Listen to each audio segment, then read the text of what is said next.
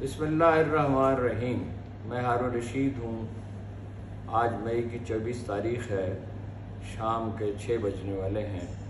پاکستانی فوج اور عوام کے درمیان کبھی اتنا فاصلہ نہیں تھا جتنا کہ آج کل ہے۔ پچھلے دنوں نیشنل ڈیفنس یونیورسٹی کے طلباء کے لیے ایک لیکچر کا اہتمام کیا گیا۔ اس کے بعد سوال و جواب کی نشست ہوئی۔ طلباء سے پوچھا گیا کہ ان میں سے کتنے ٹیلی ویژن دیکھتے اور اخبار پڑھتے ہیں، اور میڈیا کے بارے میں ان کا تاثر کیا ہے کہ وہ انفارمیشن مہیا کرتا ہے، تفریح مہیا کرتا ہے یا ڈس انفارمیشن پھیلاتا ہے۔ 95% لوگوں نے کہا میڈیا ڈس انفارمیشن پھیلاتا ہے۔ اتنے ہی لوگوں نے کہا کہ انہوں نے ٹی وی پہ ٹاک شو دیکھنا اور اخبار پڑھنا چھوڑ دیے۔ صرف 4 طلبہ نے کہا کہ وہ اخبار پڑھتے ہیں۔ ان سے پوچھا گیا کہ کیوں؟ انہوں نے کہا کہ ان کے والدین نے تلقین کی ہے، غالباً انگریزی اخبارات، انگریزی بہتر بنانے کے لیے یہ رواج مدتوں سے چلا آتا ہے کہ انگریزی کے جو طلباء ہیں اعلیٰ تعلیم کے خواہش مند، انہیں ایک اچھا انگریزی اخبار باقاعدگی سے پڑھنے کا مشورہ دیا جاتا ہے۔ فوج کو اب یہ ضرورت آ پڑی ہے کہ شہیدوں کی تصاویر سجائی جائیں، جو سب کے لیے محترم ہیں، لیکن ابھی کل تک تو بینر لگائے جائیں، جلوس نکالے جائیں، اسکولوں کے بچوں کو راستوں میں کھڑا کیا جائے۔ ابھی کل تک تو فوج محترم تھی اور کسی کو اس سے کوئی اختلاف نہیں تھا، اور دھیمے لہجے میں یہ کہا جاتا تھا کہ فوج کو سیاست سے الگ رہنا چاہیے۔ اعلان تو اب بھی فوج اس کا کرتی ہے کہ عملی طور پر، لیکن کہ عملی طور پر یہ بات درست ہے۔ یہ وہ فوج ہے، میں دہراتا رہتا ہوں، اس پہ بعض لوگ اعتراض بھی کرتے ہیں، جو 3 نشروں سے سیاچن پر ڈٹ کے کھڑی ہے، جس نے پاکستان کو یمن، لیبیا، شام، عراق اور افغانستان بننے سے بچائے رکھا ہے، جس نے 7000 شہادتیں پیش کی ہیں، اور جو دنیا کی بہترین افواج میں سے ایک سمجھی جاتی ہے۔ اعتراض تو صرف اتنا تھا، مگر فاصلہ اتنا تو نہیں تھا کہ بدگمانی کے سوا، بدگمانی کی اتنی بڑی خلیج حائل ہو گئی ہے جس کی کوئی حد ہی نہیں۔ سمجھا یہ جاتا ہے کہ عمران خان کو کا کانٹا نکالنے کے لیے آخری حد تک حکومت چلی جا سکتی ہے۔ ابھی معروف اخبار میں سلمان غنی سے میری گفتگو ہوئی۔ انہیں مسلم نون لیگ کا ہمدرد سمجھا جاتا ہے، مگر انہوں نے بڑی برہمی سے کہا، یا کہنا چاہیے بڑی کلیئرٹی سے کہا، جو لوگ ذمہ دار ہیں انہیں پکڑا جائے نا جی، پارٹی پہ پابندی کا کیا مطلب ہے؟ اور انہوں نے مجھے اطلاع دی کہ پارٹی میں بھی 2 نقطۂ نظر ہیں۔ ایک یہ ہے کہ یہ اگر اس طرح پابندیاں لگنے لگی تو کل کسی اور پارٹی پہ بھی پابندی لگے گی۔ اور خواجہ آصف صاحب کے بارے میں انہوں نے کہا وہ تبخیر کا شکار ہے۔ میں نے کہا تبخیر کا یا مالی خولیہ کا؟ بہرحال یہ گفتگو تو یہیں ختم ہوئی۔ میرا خیال ہے کہ جنرل باجوہ نے انہیں جتایا تھا، وہ حق نمک بھی ادا کر رہے ہیں اور اسٹیبلشمنٹ کو یہ میسیج بھی دے رہے ہیں کہ مستقل طور پہ آپ کی سرپرستی درکار ہے، اور انہیں کو کیا، نواز شریف کو، زرداری کو، مولانا فضل الرحمان کو درکار ہے۔ 30% سے زیادہ تو ان کی بحثیت مجموعی حمایت نہیں ہے، سب مل جائیں اور تمام 270 غالباً نشستیں ہیں یا 272 ہیں قومی اسمبلی کی، ان پہ متفقہ امیدوار کھڑے کریں تو بھی نہیں جیت سکتے، اور متفقہ امیدوار کھڑے کرنے کا سوال ہی پیدا نہیں ہوتا۔ بیشتر نشستوں پہ وہ ایک دوسرے سے لڑیں گے۔ وہ بلاول کو وزیر اعظم بنانا چاہتے ہیں زرداری صاحب، نواز شریف صاحب خود بننا چاہتے ہیں، مریم کو بنانا چاہتے ہیں، مولانا کی نظر غالباً صدارت پہ ہے، اس سے زیادہ پختونخوا پہ ہے کہ کسی طرح جوڑ توڑ کر کے، پی ٹی آئی کے لوگ توڑ کے، گرفتار کر کے، دھاندلی کر کے، وسائل استعمال کر کے، فوج سے التجا کر کے، اس کے قدموں میں بیٹھ کر پختونخوا کی حکومت حاصل کر لی جائے۔ ایک دفعہ وہ اس کا مزہ چکھ چکے ہیں اور اس کی سنہری یادیں انہیں تڑپاتی رہتی ہیں۔ زرداری صاحب چاہتے ہیں صاحبزادے ان کے وزیر اعظم ہو جائیں، اس کے لیے ان کا منصوبہ یہ ہے کہ بلوچستان میں تو انڈیویجول جیتتے ہیں، انہیں خریدا جائے، سرائی کی بیلٹ میں روپیہ پانی کی طرح بہا کر جہانگیر ترین کی مدد سے کسی طرح بھی کچھ سیٹیں لے لی جائیں، اور دیہی سندھ میں تو پولیس ان کے ساتھ ہے، سول سروس ان کے ساتھ ہے، لیکن اگر غیر جانبدار ہو جائے فوج مکمل طور پہ پریکٹیکلی اور دھاندلی کرنے نہ دے، جیسے 2008 میں جنرل کیانی نے کور کمانڈروں کو اور پولیس کو بتا دیا تھا کہ دھاندلی نہیں ہوگی، تو کاف لیگ ہار گئی تھی، ورنہ کاف لیگ ہار سکتی ہی نہیں تھی، اگرچہ اور وجوہات بھی تھیں، لیکن 92 سیٹیں جیتی تھی تو 20-30 سیٹیں اور بھی جیت لیتے اگر وہ پولیس کو استعمال کرنے قابل ہوتے۔ وہ پولیس کا استعمال روک دیا گیا تھا۔ چودھری شجاعت نے کہا تھا کہ جنرل کیانی، اور کئی دفعہ انہوں نے مجھ سے کہا ذاتی ملاقات میں، جنرل کیانی میری شکست کے ذمہ دار ہے۔ عمران خان کی حمایت انٹیکٹ ہے، گلیوں بازاروں میں جائیے تو کوئی ایک ووٹ بھی ٹوٹا نہیں ہے، اور وہ لوگ جو پارٹی کو چھوڑ رہے ہیں ان کے عزیز رشتہ دار بھی ان کی مدد کرنے کے لیے، نرم گوشہ رکھنے کے لیے تیار نہیں ہے۔ فیض احمد، یہ فیض محمد نام ہے، مموکا، جو 1 سال پہلے صدر بنائے گئے تھے فیصل آباد کے، ان کے بھائی نے بڑا سخت بیان جاری کیا ہے، اور اس کا خلاصہ یہ ہے کہ تمہیں کیا تکلیف ہے جی، تمہیں جو فوجی تنصیبات پہ حملہ ہوا، گھروں پہ حملہ ہوا، تو جو لوگ ذمہ دار ہیں انہیں سزا ملنی چاہیے، اور تم اس میں کہاں سے فریق بن گئے؟ اور جو ان کے عزیز و رشتہ دار ہیں وہ تو اتنی فریاد نہیں کر رہے جتنی تم کر رہے ہو۔ یہ صاحب پیپلز پارٹی میں تھے، 2013 میں نے ٹکٹ ملا پی ٹی آئی کا، نون لیگ میں تو جا نہیں سکتے تھے پی ٹی آئی سے سیدھے، تو ہار گئے، اب کی بار بنے، اور ان کے بارے میں کئی دن سے یہ اطلاع تھی یہ چھوڑ جائیں گے، اور یہ موقع پرست آدمی ہیں۔ بہرحال ان کے بھائی نے مسترد کر دیا۔ فیاض حسن چوہان کا معاملہ یہ ہے،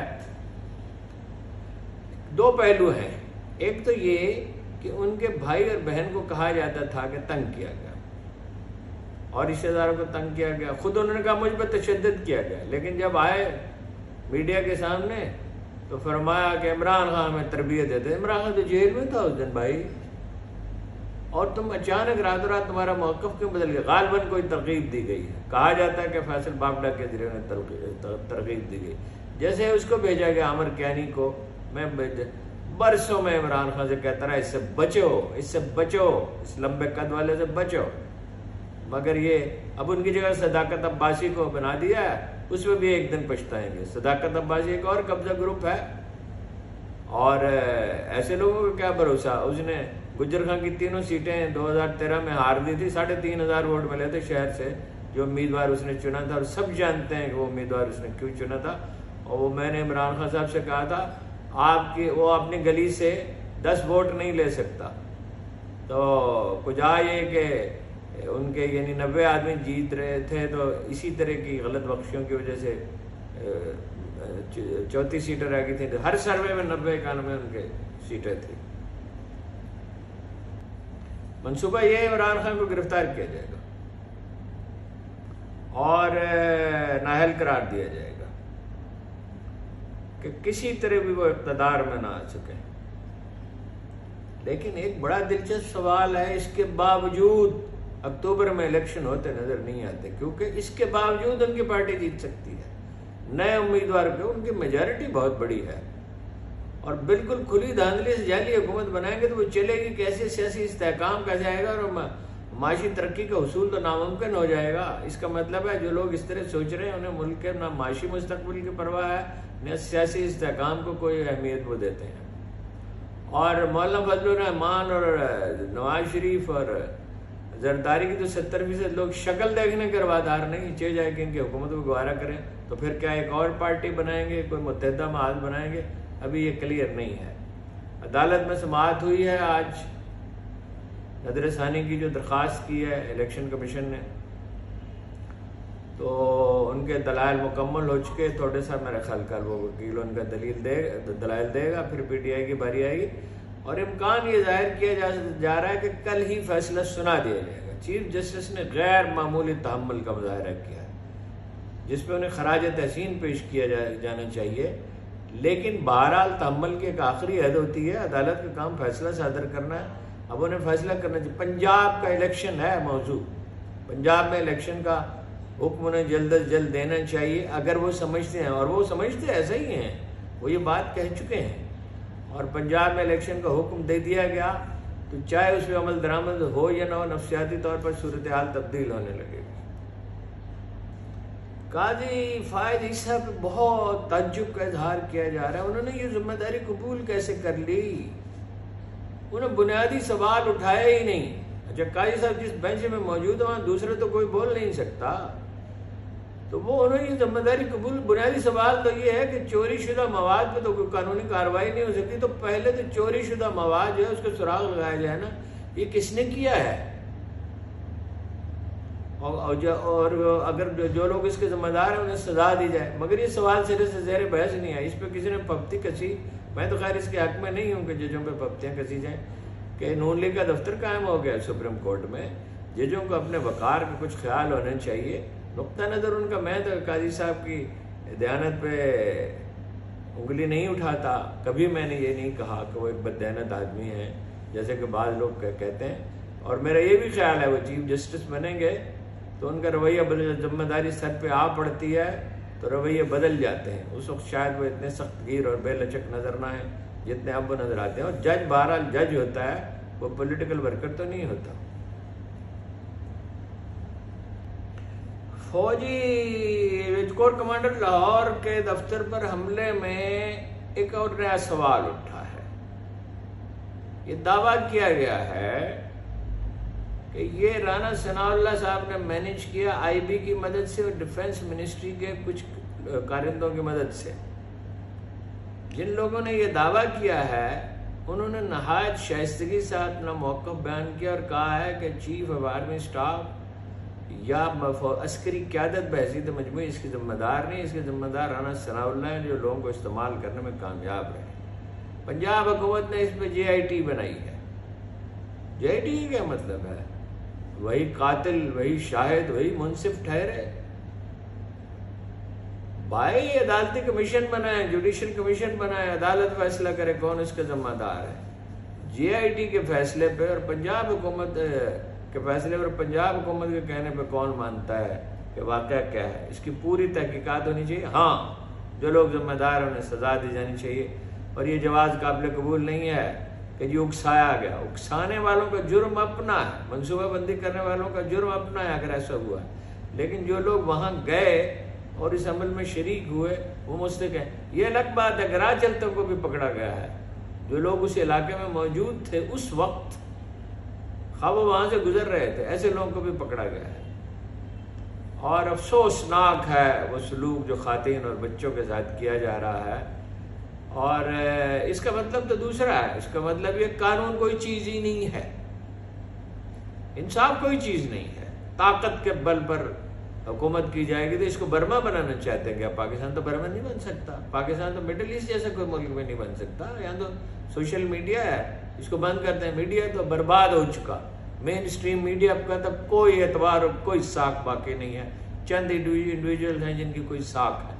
اس میں بھی بدقسمتی سے پولرائزیشن اتنی ایسی ہے کہ بھائی جو لوگ عمران خان کے حامی ہیں ان کی کسی غلطی کو تسلیم نہیں کرتے. ارے بھائی آپ نے قومی اسمبلی سے الگ ہو گئے, صوبائی اسمبلیاں توڑ دیں, آپ نے لوگوں کو گالم گلوچ سے منع نہیں کیا. یہ ٹھیک ہے کہ آپ نے گالم گلوچ نہیں کی, اگرچہ ان کا رویہ بھی ضرورت سے زیادہ جارحانہ تھا.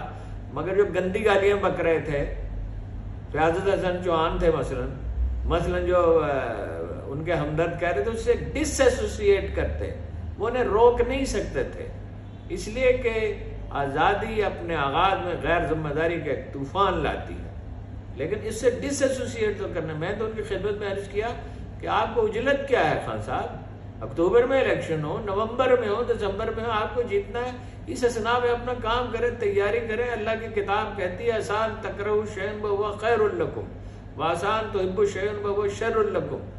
جس چیز کو تم اپنے لیے برا سمجھتے ہو, جس سے تمہیں کراہت اور نفرت محسوس ہوتی ہے, بعض اوقات اسی میں خیر, اکثر اسی میں خیر چھپا ہوتا ہے. اور جس سے تم محبت کرتے ہو اکثر اسی میں شر چھپا ہوتا ہے. فیاض حسن چوہان جیسے لوگوں کو ذمہ داری دو, پیدائشی پاگل, جنونی. اگر برازیل میں اس کی آواز ریکارڈ کر کے بھیجی جائے تو وہ کسی ماہر نفسیات کو تو وہ بتائے گا کہ ایموشنلی اب نارمل ہے. اور عامر کہنے کا تو میں پہلے ہی کہہ چکا, اسی کماش کے لوگ اور کچھ اور بھی ہیں ابھی. آج تو خیر کوئی زیادہ لوگ نہیں گئے. ویسے دلچسپ بات ہے کہ کوئی 20 ایک آدمی گئے, میڈیا یہ تاثر دے رہا ہے پارٹی ختم ہو گئی. پارٹی کیسے ختم ہو گئی؟ ووٹر نے تو فلور کراس نہیں کیا, نہ وہ کرتے ہیں. کہا نواز شریف تو بھاگ گئے تھے, عمران خان تو کھڑا ہوا ہے. تو نواز شریف بھاگ گئے تھے تو وہ قومی لیگ میں چلے گئے. جیسے ہی نواز شریف واپس آئے تو وہ ان کی اکثریت واپس آ گئی اور پھر سب کے سب آ گئے اور آخر میں چند دانے رہ گئے ان کے پاس, چودھریوں کے پاس, اور وہ بھی پارٹی مرج کرنی پڑی. اعتبار نہیں ہے ویسے چودھری صاحب پہ, عمران خان پہ, میں آپ کو بتا دوں. معاملے کا ایک بین الاقوامی تناظر بھی ہے اور یہ کم اہم نہیں ہے. اگرچہ امریکہ اعلانیہ تو عمران خان کی مخالفت نہیں کرتا, سیاسی ارکان نے قرارداد پیش کیا پاکستان میں کانگریس میں کہ انسانی حقوق کی خلاف ورزی ہو رہی ہے, لیکن پسند تو نہیں کرتا. اس کی وجہ چین ہے. لیکن نواز شریف اور زرداری تو اور مولانا تو انٹرنیشنل اسٹیبلشمنٹ کی ترجیحات سے اتفاق کرتے ہیں. نواز شریف تو اس حد تک چلے گئے کہ پچھلے سے پچھلے الیکشن میں انہوں نے مظفر آباد میں کھڑے ہو کے کہا کہ اتنے کشمیریوں پر اتنا ظلم بھارت نے نہیں کیا جتنا پاکستانی فوج نے کیا. پاکستانی فوج نے کشمیریوں پہ کون سا ظلم کیا تھا؟ اور لاہور میں انہوں نے کہا سیفما کے میٹنگ میں کہ ہمارا اور بھارتی شہریوں کو مدعو کیا تھا, ہمارا اور تمہارا رب ایک ہے, ہمارا اور ان کا رب ایک ہے.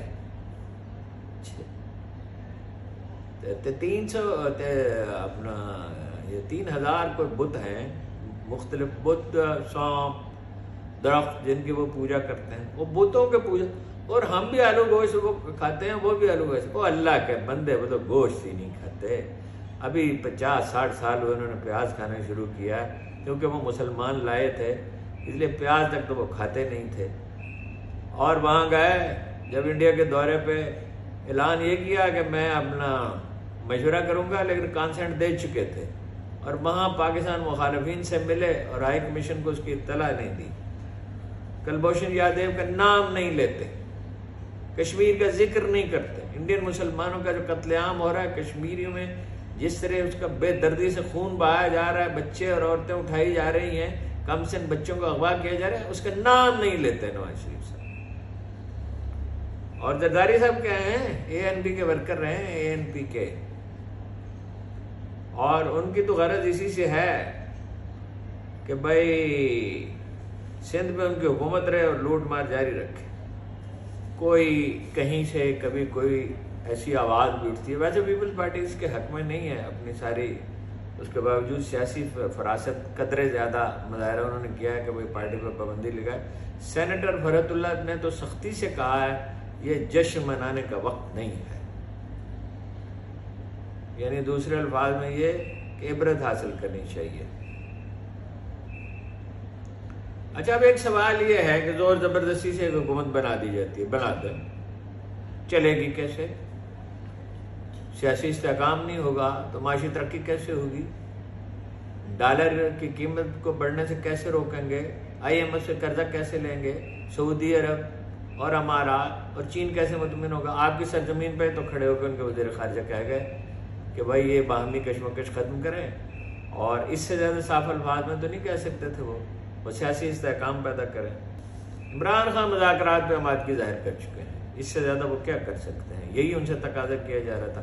مگر جیسا کہ انہوں نے کہا تالی 2 ہاتھوں سے بجتی ہے, اور یہ جو خلیج ہے یہ ختم نہیں. انہوں نے کہا ایک طاقتور فوج, ایک امریکی ٹیلی ویژن نیٹ ورک کو انٹرویو دے کہ ایک طاقتور فوج ضروری ہے. یہ بھی کہا کہ فوج سے لڑ کے میں کیسے جیت سکتا ہوں, یا کوئی بھی کیسے جیت سکتا ہے, اور اس میں ملک تباہ ہوگا, اس میں نقصان ملک کا ہوگا. اتنی واضح پیشکش کے جواب میں یہ جبر و تشدد کا سلسلہ جاری رکھنے کا کوئی رتی برابر جواب سمجھ میں نہیں آتا, اور کوئی منصوبہ نہیں ہے حکومت کے پاس, نہ کوئی اسٹیبلشمنٹ کے پاس. ان کے دور میں, عمران خان صاحب کا دور مثالی تو نہیں تھا, تجربہ بھی نہیں تھا, لیکن وہ ڈیم بن رہے تھے نا, اکانومی 6% پہ پہنچ گئی تھی, کورونا کا مقابلہ کیا گیا تھا, صحت کارڈ جاری کیا گیا تھا. انہوں نے کیا کیا 12 مہینے میں؟ عدالت میں کہا تھا نواز شریف صاحب نے 6 مہینے میں حالات ٹھیک ہے. ہمیشہ یہ 6 مہینے پتہ نہیں کہاں سے انہوں نے یاد کیا, ہر دفعہ کہتے ہیں بجلی کی کرائسس 6 مہینے میں ختم کر دوں گا. 48% کی مہنگائی گئی ہے, ڈالر جو ہے وہ اس کی پرائز جو ہے وہ 40% اور بڑھی ہے. میں ایک بار پھر عرض کرتا ہوں پی ٹی آئی کے لوگوں سے, فوج پہ تنقید کی جا سکتی ہے, بعض اوقات تو ضروری ہوتا ہے تنقید کرنا. اللہ کے بندو تانا نہ دو, گالی گلوچ نہ کرو, دلیل دو. طاقت دلیل میں ہوتی ہے, تانے میں اور گالے میں کیا طاقت ہوتی ہے؟ حرف آخر یہی ہے کہ مصالحت کے سوا کوئی چارہ نہیں، باقی ہر آپشن تباہی کا آپشن ہے۔ اور پاکستانی عسکری قیادت کی خدمت میں مؤدبانہ عرض ہے کہ اس کو سیاست سے دور ہونا چاہیے، بتدریج الگ ہو جانا چاہیے۔ اگر وہ اس ملک کو شفاف الیکشن دے دیں تو سب کچھ ختم، ساری تلخی دھل جائے گی، ہر چیز ٹھیک ہونی شروع ہو جائے گی، اور تلخی ختم کرنے کے لیے مذاکرات وہی کرا سکتے ہیں۔ اس میں گارنٹیز لی جا سکتی ہیں کہ کوئی انتقام، جس کی بھی حکومت بنے گی کوئی انتقام کا نشانہ نہیں بنے گا۔ اس کے لیے قانون سازی بھی کی جا سکتی ہے۔ اگر نیت نیک ہے تو راستے اللہ تعالیٰ کشادہ کر دے گا، اور اگر ارادہ یہ ہے کہ اپنی قوت کے بل پر کچل دیں گے پی ٹی آئی کو، تو اقبال نے کہا تھا اے صاحب نظراں نشہ قوت ہے خطرناک، اور یہ مہلت ہے، نعمت نہیں ہے۔ اس مہلت سے فائدہ اٹھائیں اور یہ سب لوگ اپنے پالیسیوں پر غور کریں۔ اس کی قیمت قوم ادا کر رہی ہے، غریب آدمی بھگت رہا ہے، ملک تباہی کی طرف بڑھ رہا ہے۔ ذرا ہوش مندی سے کام لیں تو بے شک بہت سے راستے کھل جائیں گے۔ جو اقبال نے کہا تھا، جس پھر وہ آزادی کی اور مصالحت کی فضا میں، قرآن مجید کہتا ہے الصلح خیر۔ اب کچھ مجھ سے غلطی ہو رہی تو معافی چاہتا ہوں، ممکن ہے الفاظ ذرا مختلف ہوں۔ بھلائی صلح میں ہوتی ہے، اور صلح ہو، امن ہو، استحکام ہو تو جس سمت کو چاہے صفت سیل رواں چل، وادی یہ تمہاری ہے تو وادی یہ تمہاری ہے تو صحرا بھی تمہارا۔ بس آج اتنا ہی، کل انشاءاللہ پھر بات کریں۔